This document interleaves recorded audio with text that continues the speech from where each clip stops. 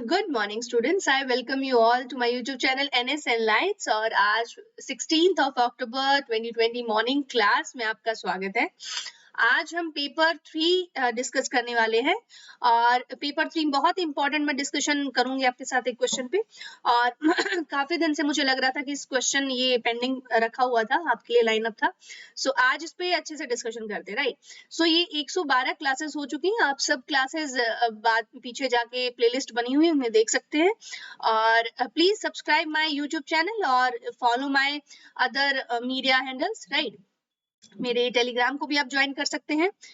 इसी के साथ चलिए स्टार्ट करते हैं। सो आज का क्वेश्चन है, काफी इंपॉर्टेंट है। The awareness of the extent of malnutrition despite agricultural growth has led to a need to connect agriculture and nutrition। इस पे कमेंट करना है हमें 250 वर्ड्स में। आप 150 वर्ड्स में ये क्वेश्चन मुझे लिख के दिखाएंगे। बहुत स्टूडेंट्स हैं, बहुत सारे हैं जो रेगुलर आंसर देते हैं और मुझे बहुत खुशी होती है, राइट, कि जो मैं क्वेश्चन दे रही हूँ आपको लगता है कि ये इतना ज्यादा इंपॉर्टेंट है आपके लिए, अपकमिंग मेंस के लिए। और ऑफकोर्स होता भी, मैं बहुत सिलेक्टेड क्वेश्चन आपके लिए लेके आती हूँ, राइट। सो कि आपका एक जो टॉपिक है वो पूरा उस पर डिस्कस हो जाए और आपकी जितने भी क्वेरीज है उस पर खत्म हो जाए, ठीक है। क्वेश्चन कह रहा है कि हमारे देश में हम एग्रीकल्चरल ग्रोथ इतना ज्यादा है, हमारा इतना बड़ा देश है, राइट, कि इसमें हम मोर देन 60% जो पर्सन है वो एग्रीकल्चर एक्टिविटीज में लगे हुए हैं। सब कोई कुछ ना कुछ उगा रहा है, अच्छे से प्रोडक्शन भी हो रहा है। हमारा ऐसा सिचुएशन नहीं है कि ड्रॉट लाइक सिचुएशन की यहाँ पे महामारी कुछ होता नहीं है, राइट। बट यहाँ पे होता क्या है कि मेल न्यूट्रिशन भी है साथ के साथ। हमारा एग्रीकल्चर ग्रोथ तो है हाई, बट उसके साथ साथ हमारा मेल न्यूट्रिशन भी हाई है। अब ये कैसा रिलेशन है, राइट, कि आप एग्रीकल्चर में अच्छा आप उगा भी रहे हैं, आपका वर्ल्ड लेवल पे सिचुएशन भी अच्छा है, बट मेल न्यूट्रिशन भी आपकी कंट्री में साथ के साथ है। तो इसीलिए हम कहीं ना कहीं डेवलपिंग कंट्रीज है, नॉट डेवलप्ड, राइट। सो चलिए इस पे डिस्कस करते हैं अच्छे से। अप्रोच क्या होगा इस क्वेश्चन का, हमें मेंशन करना है relevant data about India's food production and mail nutrition, right. Then mention some steps taken by government to address malnutrition। Okay, so government ने क्या steps लिए हैं ये हम बताएंगे। Suggest measures to address malnutrition by linking it with agricultural production।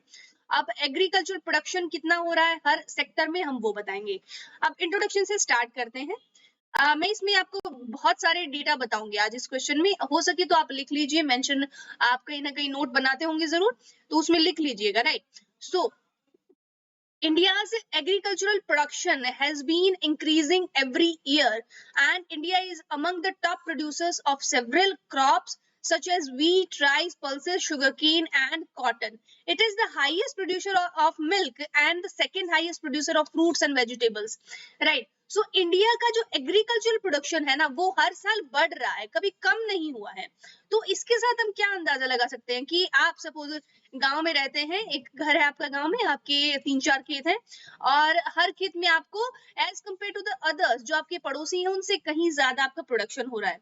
तो क्या सोचा जाएगा कि आपके घर में जो बच्चे होंगे वो हेल्दी होंगे, खूब खाते होंगे जी, ठीक है, और आपके यहाँ पे खूब दूध दही होता होगा, ठीक है, और as compare to the others. तो और आप क्या करते होंगे, बाकी जो बचा हुआ है उसको अच्छे से सेल भी करते होंगे और आपके यहाँ पैसा भी आता होगा, राइट। सो ये एक विशेष साइकिल है जो चलता रहता है। अब इसका ठीक उल्टा हमारे देश के साथ हो रहा है कि एग्रीकल्चर प्रोडक्शन तो बढ़ रहा है बट हमारा जो मेल न्यूट्रिशन है वो खत्म हो रहा है। मेल न्यूट्रिशन मतलब, पहले इसका डेफिनेशन जान लीजिए।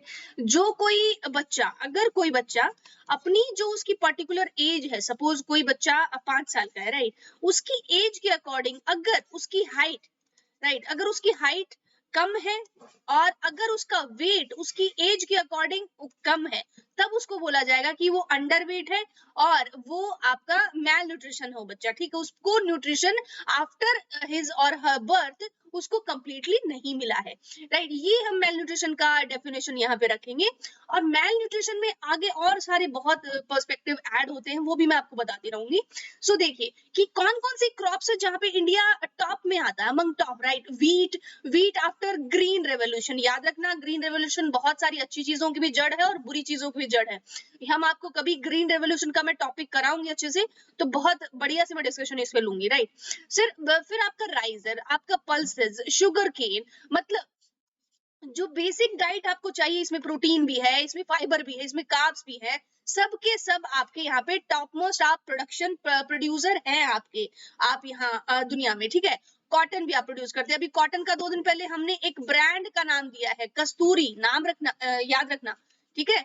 कस्तूरी ब्रांड कॉटन, ये इंडिया का अपना कॉटन होगा आफ्टर इंडिपेंडेंस। और मतलब पहली बार ये ऐसा हुआ है कि हमने अपनी किसी कॉटन को, वर्ल्ड कॉटन डे कब सेलिब्रेट किया जाता है, नीचे कमेंट में बताना, वन लाइनर में बताया मैंने आपको, राइट।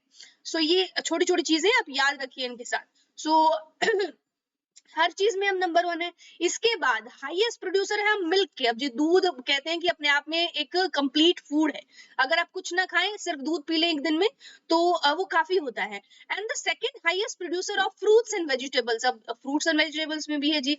और उसके बाद हमारा कश्मीर ले लीजिए, हिमाचल ले लीजिए, हमारे हर स्टेट में लगभग अपनी तरह के फ्रूट्स और वेजिटेबल्स होते रहते हैं। और इसके बाद भी फ्रूट वेजिटेबल तो छोड़िए, इनको मेनली जो ग्रेन्स होते हैं, लोगों को वो तक अवेलेबल नहीं है, और मैल न्यूट्रिशन अभी तक प्रेवलेंट है, राइट। सो मैल न्यूट्रिशन, देखो एक और मैं इसका छोटा सा आपको फैक्ट बता देती हूँ, कि हम सोचते हैं कि किसी को खाने को नहीं मिल रहा है इसलिए वो मैल न्यूट्रिशन है, उसके पास न्यूट्रिशन नहीं है इसलिए वो मैल न्यूट्रिशन है, राइट। बट ऐसा नहीं है। कई बार होता है कि हम जिस जगह पे रहते हैं वहां पे इतना गंदगी है, सपोज कोई स्लम एरिया में है, इंडिया में स्लम तो वैसे भी ज्यादा है, आपका सिटीज में आइए, माइग्रेट होके जो लोग आते हैं, वर्कर्स, माइग्रेंट वर्कर्स होते हैं, वो स्लम एरिया में ज्यादा रहते हैं। वहां पे क्या होता है, जो फिकल होता है, ह्यूमन फिकल होता है, वहीं पे वो खाना खाते हैं, और वहीं पे आप मतलब मॉर्निंग जो रिचुअल्स है वो करते हैं।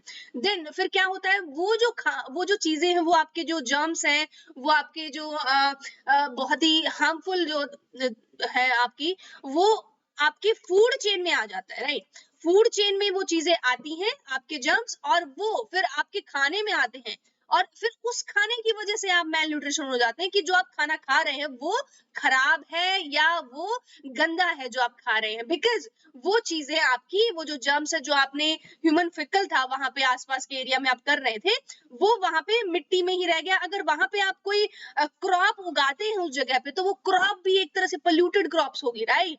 वो अच्छी नहीं होगी, प्योर नहीं होगी, साफ सुथरी नहीं होगी, उसमें वो फूड चेन में वो चीजें अंदर आ गई तो आ गई, ठीक है, उसको रिमूव करना बहुत मुश्किल हो जाता है। ये रीजन है ज्यादातर इंडिया में मैल न्यूट्रिशन का, ना कि ये कि आपको खाना नहीं मिल रहा है, खाना मिल रहा है तो इम्प्योर खाना है, राइट। ये आप समझिए। Despite this, India has the world's worst level of child malnutrition. अब जी ये देखिए, चाइल्ड malnutrition के जो मैं आपको बता देती हूँ कि चाइल्ड malnutrition अगर आप रूरल एरिया में देखें ना, इंडिया में रूरल एरिया में तो आपका 38% है, ठीक है, और अर्बन एरिया में आपका हो जाएगा ये 29%, ठीक है। सो ये आपका स्पेस ज्यादा ले रहा है, आई थिंक मुझे इसको, राइट। चलिए, सो ये आपका 29% अर्बन एरिया में, आप समझ सकते हैं कि रूरल एरिया में कहीं ना कहीं ज्यादा हमारा मेल न्यूट्रिशन बच्चे रहते हैं। Mail nutrition accounted for 68.2% of the total under 5 deaths, मतलब जो बच्चे 5 साल के अंदर अंदर मर जाते हैं in India in 2017 as per a report by Indian Council of Medical Research and National Institute of Nutrition। ये हो गया। इसके अंडर आपके जो बच्चे, इन्होंने रिपोर्ट दी है, बता रहे हैं कि 68.2% जो टोटल बच्चे हैं उनकी 5 साल के अंदर अंदर डेथ हो जाती है। और क्यों होती है डेथ? जब आफ्टर बर्थ जब लैक्टेटिंग मदर, मतलब जो मदर अपने बच्चे को फीड करती है उसको बोलते हैं लैक्टेटिंग, और जो आपका जो बच्चे हैं जो 5 साल के अंदर उनको न्यूट्रिशन नहीं मिलता है प्रॉपर, राइट, उनको खाने की और पीने की जो चीजें हैं प्रॉपर देनी चाहिए वो नहीं मिलती, तब उनको उनका डेथ होता है, राइट। अब India has been ranked at 102nd place among 117 economies, मतलब इतनी कंट्रीज में से in the global hunger index आपका 2019 में ये है आपका, ये रिपोर्ट है, इसमें बताया जा रहा है कितना बुरा हालत है इंडिया का, राइट। आप 100 के नीचे भी नहीं है, ऊपर ही है, ठीक है। और 117 टोटल कंट्री, मतलब हम कहीं ना कहीं जो अफ्रीकन कंट्रीज का हाल है ना, वही उनके बराबर या उनसे भी कम आप कह सकते हैं। कई अफ्रीकन कंट्रीज तो हमसे बेटर होंगी। तो आपकी कितनी भी डेवलपमेंट कर लीजिए, कितना भी आप इंफ्रास्ट्रक्चर बढ़ा लीजिए, बट जब तक ये जो छोटी चीजें हैं ना ये आप नहीं मिटा पाएंगे ना, तो देश कभी भी आपका ग्रोथ नहीं करता, डेवलप नहीं करता है। उसके बाद मैं आपको कुछ और डेटा बता रही हूँ कि जो अडल्ट लोग होते हैं ना, हमें लगता है कि विमेन है, विमेन और आपके चाइल्ड, हमको लगता है सबसे ज्यादा इनका मेल न्यूट्रिशन है, ये हमारे इंडिया में यही दो है इंसान जो मेल न्यूट्रिशन है। इसके अलावा मैं आपको बता दूं कि जो मेन है, हम जो घर के मर्द हैं, जो हम बोलते हैं कि उनको as compare to the women, as compare to the girl child, उनको ज्यादा अच्छा खाना और न्यूट्रिशन मिलता है। वो भी मैं आपको बता दूं कि विमेन जो है, अडल्ट अडल्ट विमेन आपकी 23% मेल न्यूट्रिशन इंडिया में, और साथ ही साथ जो मेन है वो भी 20% है। ऐसा नहीं है कि आप मतलब खाना आप सिर्फ आपको अच्छा मिलता है तो आप मेल न्यूट्रिशन से बाहर है, नहीं। जो मेन है हमारे वो भी 20% उनको न्यूट्रिशन नहीं मिलता है या प्रॉपर उनको खाना नहीं मिलता है, राइट। सो ये कुछ रिपोर्ट्स का मैं डेटा आपके लिए लेके आई हूँ, लेटेस्ट है ये।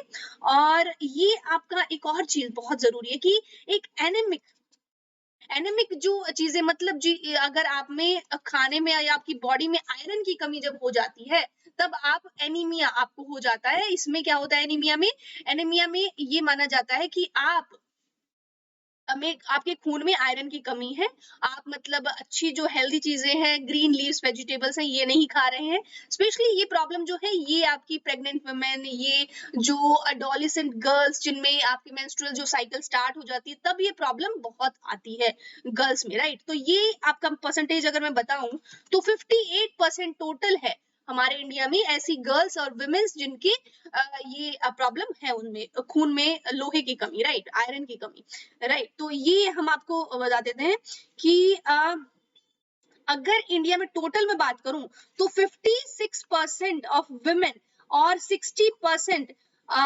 ये देखिए 61% जो मेन है, वो इनका वेट और हाइट इनका नॉर्मल है, इनका अकॉर्डिंग टू दियर एज। उसके अलावा जो भी बचे हुए हैं इनका मतलब मेल न्यूट्रिशन है ये, ठीक है। अब बॉडी पार्ट में थोड़ा सा आ जाते हैं।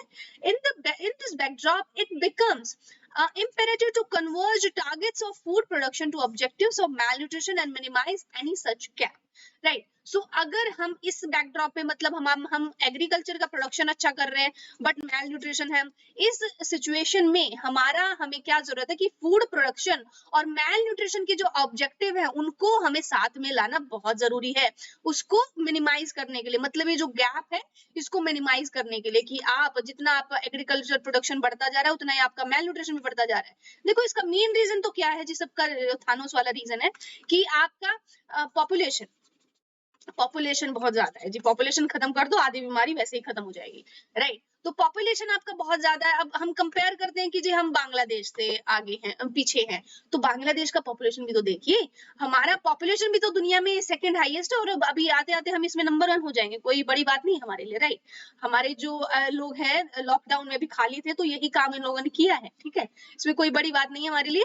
सो अभी हम नंबर 1 होने वाले हैं। So suggestions to converge agriculture and nutrition, right. So हमारा एग्रीकल्चर और न्यूट्रिशन को हमारा जो कम है इसको करने के लिए, क्लोज करने के लिए, तो हमारे पास क्या क्या सजेशन है। मतलब एग्रीकल्चर हमारे पास भी अगर ठीक है तो हमें मेल न्यूट्रिशन भी ठीक कैसे कर सकते हैं।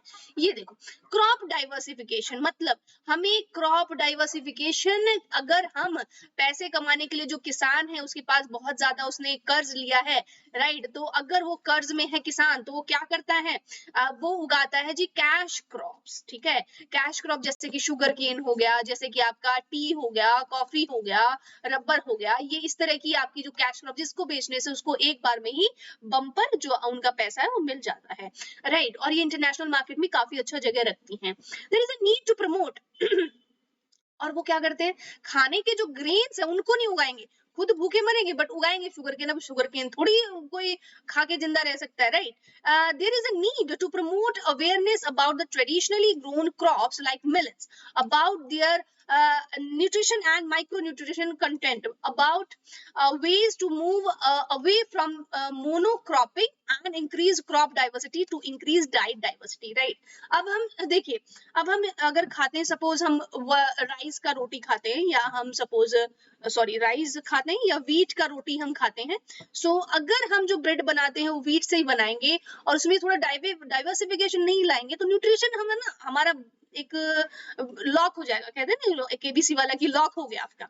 आपको जब तक डाइवर्सिफाइड अलग अलग चीजें नहीं मिलेंगी खाने में तो आप क्या करेंगे, आपका न्यूट्रिशन भी रुक जाएगा, आपकी ग्रोथ जो वहीं रुक जाएगी।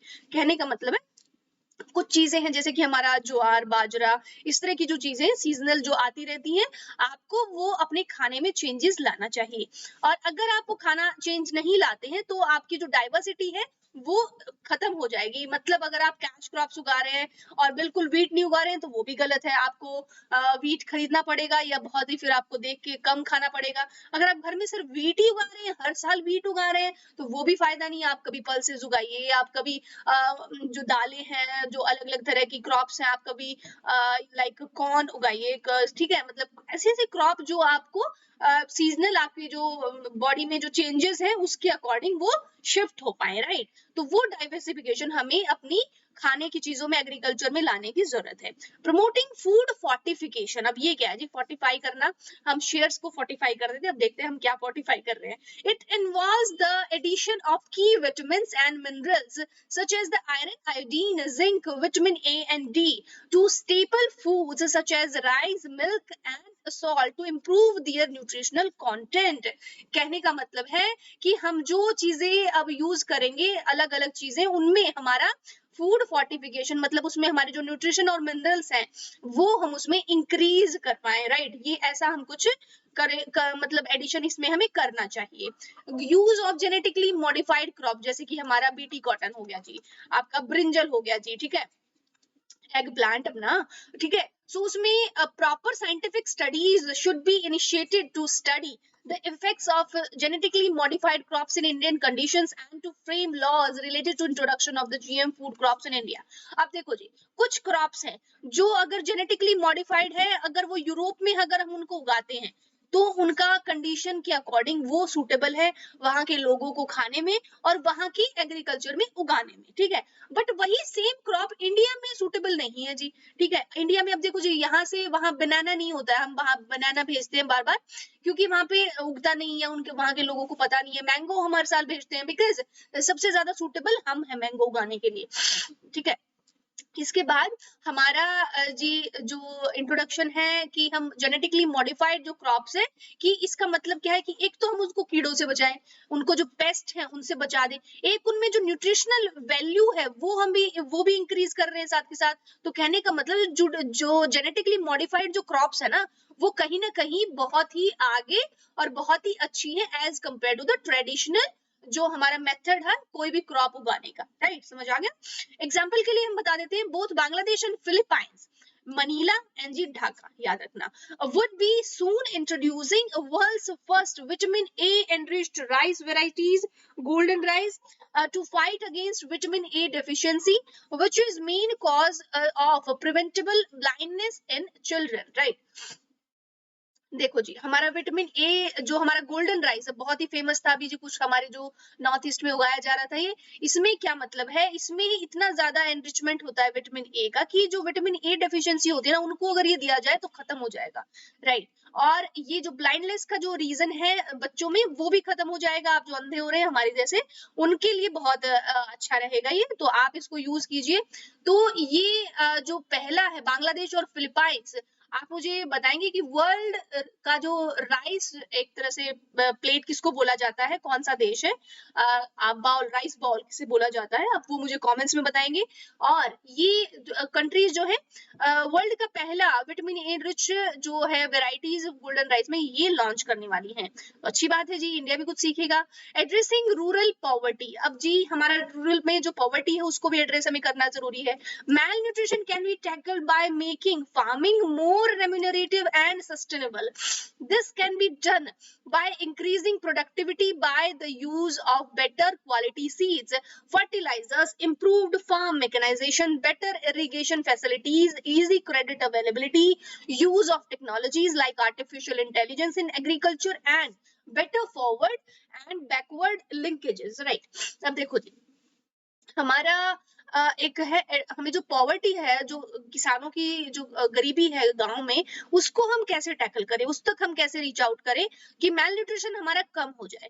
अब देखो, हम अगर फार्मर जो है कोई उगा रहा है, फार्मर का इनकम देखो इंडिया में एकदम नहीं बढ़ा है, जितना आप अदर जो प्रोफेशन है ना उनका 100% या 200% इनकम हमारा इंडिया में बढ़ा है अब तक। कोई भी आप लगा लीजिए, कोई भी और प्रोफेशन है आपका, सपोज जैसे कि आप अदर एक्टिविटीज में हैं, अगर आप कोई शॉप चला रहे हैं, आप कोई टीचर हैं, आप कोई प्रोफेसर हैं, आप कोई कोई सीए है, तो सब आपकी जो इनकम है उसमें आफ्टर इंडिपेंडेंस इतना ज्यादा बूम आया है। बट जो फार्मर्स है ना, उनकी इनकम सिर्फ 10% 20% इतना ही इंक्रीज हुआ है आफ्टर इंडिपेंडेंस। तो अब जी फार्मर्स करे तो करे क्या, वो अपने न्यूट्रिशन का सोचने लगे तो मतलब बेचेगा क्या, फिर मतलब पूरा साल उनका काम कैसे चलेगा। और अगर न्यूट्रिशन का ना सोचे तो न्यूट्रिशन जाएगा जी, फिर उसमें कुछ ताकत नहीं रहेगी।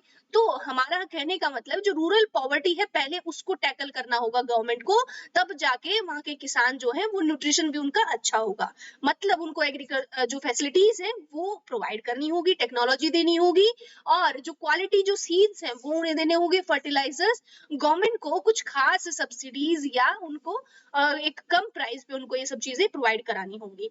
Improving post harvest logistics and management. अब जी लॉजिस्टिक मतलब एक जगह से दूसरी जगह ले जाना आपके जो बिजनेस पर्पस के लिए। तो कहने का मतलब है हार्वेस्ट, कटाई के बाद अगर आप कोई फसल है, सपोज गेहूं है, कटाई हो गया, और मैनेजमेंट है, अगर लॉजिस्टिक ले जाएंगे तो हमें जी प्रॉपर क्या चाहिए, रोड इंफ्रास्ट्रक्चर चाहिए। तो हमें अपना जो इंफ्रास्ट्रक्चर इतना इंप्रूव कर लेना चाहिए कि पोस्ट हार्वेस्ट जो चीजें होती हैं उनको मैनेज करने के लिए हमारे पास प्रॉपर इंफ्रास्ट्रक्चर हो। As per a report by food and agriculture organisation, nearly 40% of food is wasted post harvest in India. देखा है ना, जब हमारा मार्च अप्रैल में कब होता है ये, जब हमारा हार्वेस्टिंग का टाइम होता है, स्पेशली व्हीट। आप नॉर्दर्न इंडिया की जो न्यूज है, हमेशा न्यूज़पेपर यही भरे रहते हैं कि आप देखिए कि इधर जी रोड पे रखा हुआ है, रोड पे आपको ये करना पड़ गया, स्टोर करना पड़ गया, बिकॉज जो वेयर हाउसेस थे उसमें जगह ही नहीं बची है, इतना ज्यादा बम्पर प्रोडक्शन हुआ है। अब प्रोडक्शन बम्पर हुआ है, बस उस प्रोडक्शन का हमें यूज करना नहीं आता है, ये हमारी प्रॉब्लम है, राइट। बिकॉज और अगर इसी को हम खराब जो हो जाए, उससे बेटर अगर किसी को दे देंगे, कोई खा ले इसको, और उनका जो साल भर का जो कमी था बॉडी में वो दूर हो जाए, वो बेटर नहीं लगता हमें, हमें उसको वेस्ट करना ज्यादा बेटर लगता है। हम फूड वेस्ट करने का जो हैबिट है हमारा, शादियों में जाइए, खाना कुछ नहीं है, बस वेस्ट करना है, हमें 4 चीजें चखनी और फेंक देनी है, राइट। तो इस तरह की जो चीजें हैं, जो हमारी हैबिट्स है, रेगुलर हैबिट्स, ये हमारी जो कहीं ना कहीं किसी को भूखा रहने पे मजबूर करती है, right. So 40% of food wasted post harvest in India, hence there is a need to improve storage and processing techniques to prevent food wastage, which can be utilized and the PDS system, right। और बिल्कुल जो आपका जो ये PDS system है, हमारा कौन सा स्टेट इसमें सबसे ज्यादा आगे है, तो ये छत्तीसगढ़ का जो मॉडल है वो सबसे बेटर है इसमें। तो पीडीएस मतलब जो आप खाना जो ग्रेन्स है वो बांटते हैं, उसको पीडीएफ सिस्टम के अंडर दिया जाता है। प्रमोटिंग फेमिनाइजेशन इन एग्रीकल्चर, हमने ये पहले हम बात कर चुके हैं कि विमेन हमारी जो फार्मर है वो कहीं ना कहीं ज्यादा है मेन फार्मर से, राइट। तो उनको एग्रीकल्चर में अगर हम ज्यादा जगह देंगे, उनको अगर एम्पावर करेंगे ना, तो फैमिली अपने आप न्यूट्रिशन भी उनका अच्छा होगा, फैमिली का ग्रोथ भी अच्छा होगा, फैमिली में स्टडी भी अच्छी होगी। तो कहीं ना कहीं सोसाइटी में बस एक चीज आपको करनी कि विमेन का जो पोजीशन है ना वो आपको अच्छा करना है।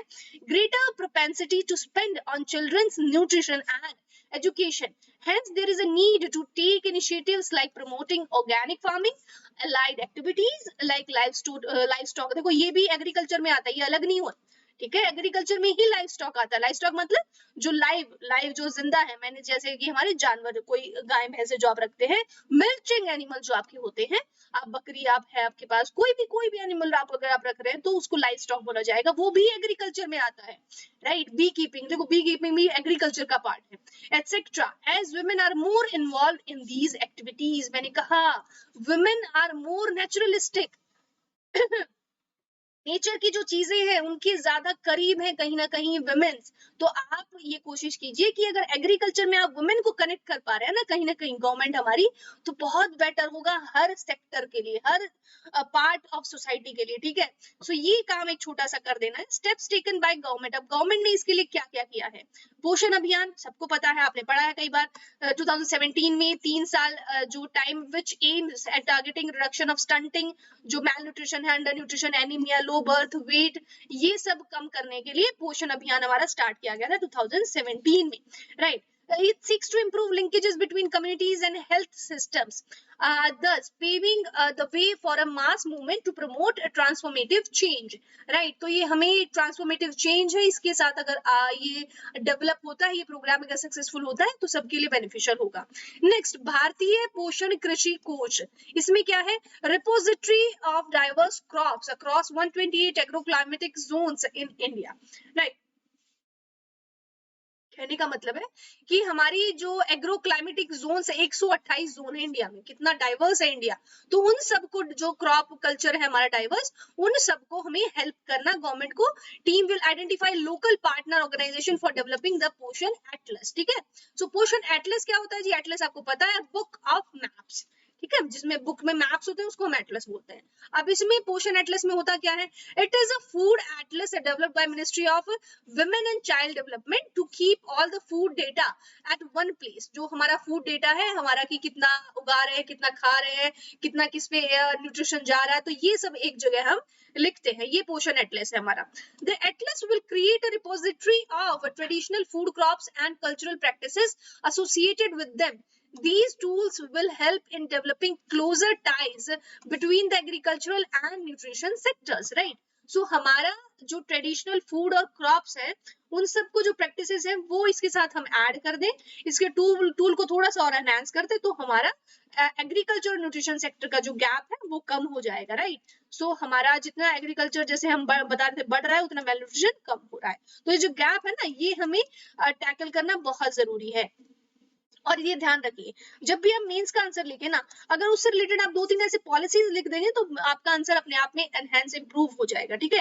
एग्जामिनर जरूर आपको मार्क्स देगा इसके लिए कि आपने इस पे इसके बैकग्राउंड पे काम किया है।